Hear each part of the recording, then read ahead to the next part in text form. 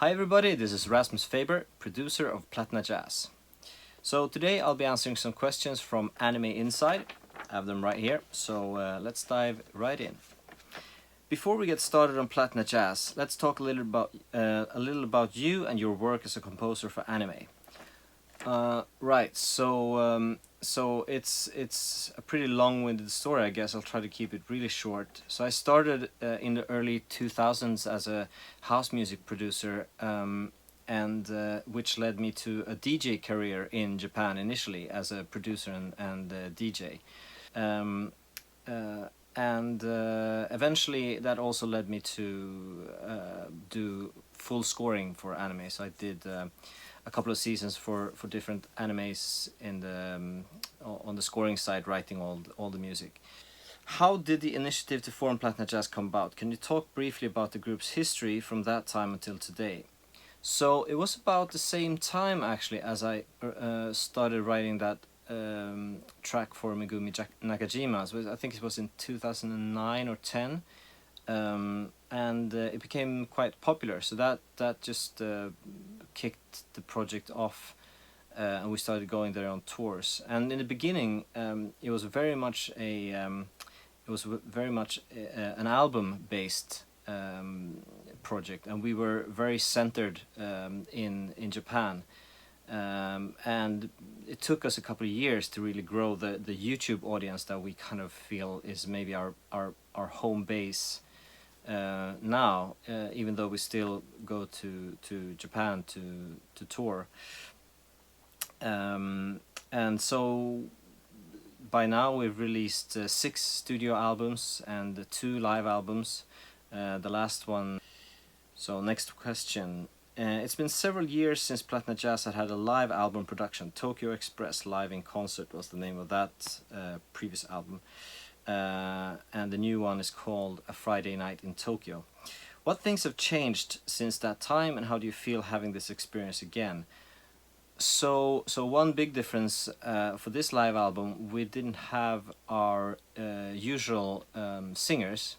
Emily McEwen and Niklas Gabrielsson, they were both unavailable, so we had to switch gears. At first we were going to do a completely instrumental show, but then I had the idea to ask my friend Maya Hirasawa, who is a Swedish, half Swedish, half Japanese singer, based mostly in Sweden, though she travels back and forth a bit. We had actually worked together on one track on my solo album just previously, and she also has a background as a jazz singer. So this time for this live album is actually the first time that we're doing songs with vocals sung in Japanese. So that's one big difference. Another difference is that everyone is just more experienced and more relaxed. So I think the whole filming and live situation was a lot smoother this time. And I think also we probably didn't film the live album. Actually, now that I think of it, I don't think we did, but we filmed everything now, obviously, because that's becoming so important for us. What are the differences between producing a studio album and the live album? Well, there's a lot of differences. Well, you don't get that many shots on a live album, and the sound is a lot harder to control. So that will, there are some limitations that comes with that, but hopefully also there's a nerve there that gives a nice addition, where you might not maybe be able to have it as refined as a studio album. So yeah, I would say that a studio album has more work involved at the producing stage, whereas a live album has more work involved in the mixing stage because of all the sort of cleanup and sorting out of everything. There's often there's leakage or spillage between the microphones, so the piano microphone will pick up a lot of drums and bass, and you kind of have to work with that and still get a good sound. So yeah, there's bits and bobs there you have to think about. For this concert in Tokyo, Platina Jazz had a collaboration of the singer Maya Hirasawa. Can you tell us something about her? Oops, yeah, I guess I already did. But again, to emphasize that it's really a great experience to have her on. She did a fantastic job, and it was really nice to be able to do vocal versions of some of the songs that we've never been able to do vocal versions of because we have not been allowed to translate them, or we just haven't had the opportunity. So that's good. But for those of you who wondered and has been worried, Emily McEwen and Niklas Gabrielsson are not gone by any means. They will be back very much. Let's talk about a live performance of Platina Jazz itself. For example, how many musicians are usually on stage? Okay, I'll take that one first. The number of musicians usually on stage would be a horn section of 4 or 5 people, and then a piano trio, and usually a percussionist as well. So I guess that makes it sort of 8 or 9 people, and then I'm also there as a keyboard and sort of second keyboard player, I guess you could call me. So I'm not the main pianist in the band. One of our sort of main core members and arrangers, Martin Landström, is the pianist in this group, and I'm sort of filling in on organ, Fender Rhodes, vibraphone, that kind of stuff. Also, we understand that you have a whole staff behind the scenes. Could you tell us how many they're made up of? Actually, that's not quite. I don't know. Yeah, I guess you could say that the two. So they're not really anyone behind the scenes when we do live shows. I mean, there is the guy who.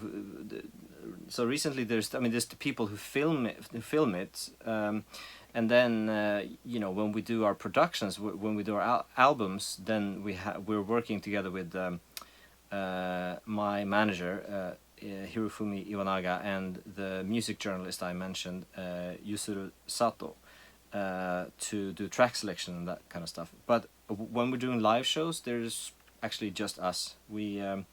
We sometimes have like one guy traveling with us as a sort of tour manager if we're lucky, but oftentimes we just go by ourselves.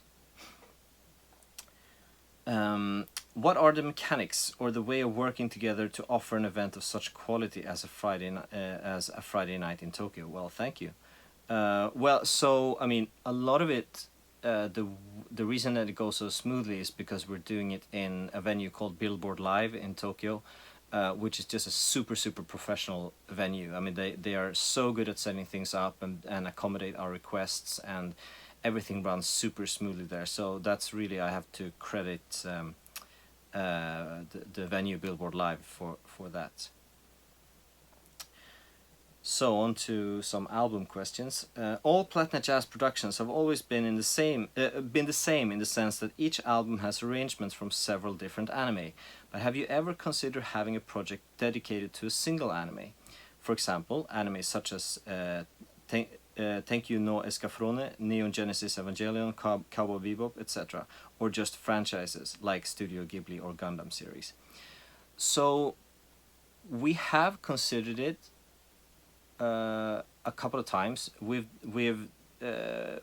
have pondered trying to make a Yoko Kanno collection, Ghibli as well, but actually there is a bit of a rights issue here where a lot of these big franchises and sort of famous composers and studios and what have you will actually not allow these types of bundles because it's a bit sensitive when you do something that would piggyback on someone else's name. So a lot of these companies have as a principle not to allow those kinds of sort of collection or branded collections or albums. of course, we would also run into the issue of whether we would be able to find enough songs of high enough quality to really justify us making such a collection. So far, no, not impossible in the future, but I think doing it the way we do it now just gives us a really nice way to build up a collection of songs that is really varied across genres and styles and stuff.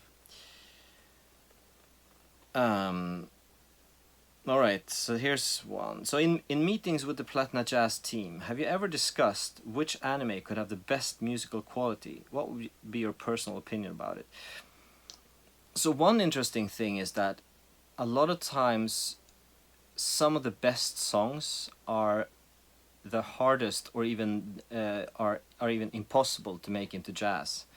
So when we discuss it within the Platina Jazz team, oftentimes we're kind of like disappointed because we would hear a really good song, like a really strong good song, and it's really not suited to make into jazz.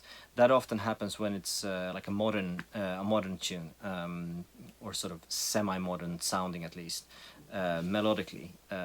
Then usually it doesn't really fit jazz too well, even though sometimes it's like a super good song. I mean, in terms of like best music in animes just across the board, I mean, I don't know if I'm want to say like I have some favorite, but I do have something that. So I mean I'm as much of a Yoko Kanno fan as the next guy, but one thing that I'm also often looking for in animes as well as in other movies when I listen to the music is that there's a unified theme. I like it when the music emphasizes the aesthetic in the anime, and that's actually quite unusual.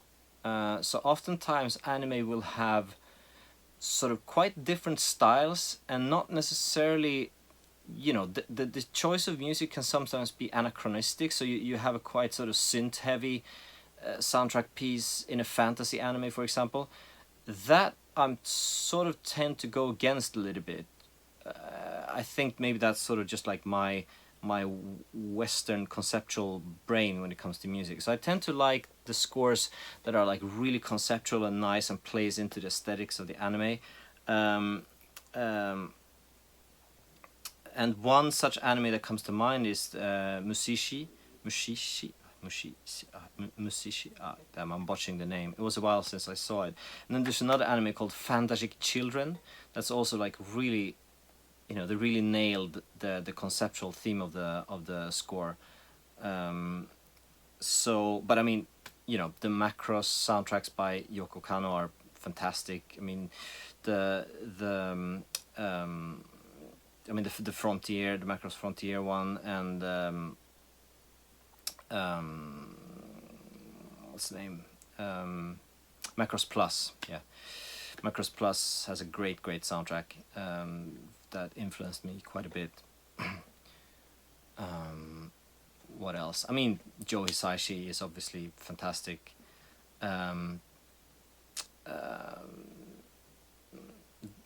There's a movie. There's a movie called Wings of Oneamis that's really cool, which features music by Richie Sakamoto, which is also really nicely done. Yeah, but I mean, yeah, that's some thoughts on that topic. All right, we've come to the end of my question paper here. So to all the fans of anime, well, to all the readers, I guess, and listeners and everything of Anime Inside, thank you so much for tuning in. And it just reminds me that it's really amazing that anime is such a big community that just goes far outside of Japan, all over the world, and sort of connects people everywhere. So that's super nice. Thanks everyone for checking this out, and I'll see you again. Bye.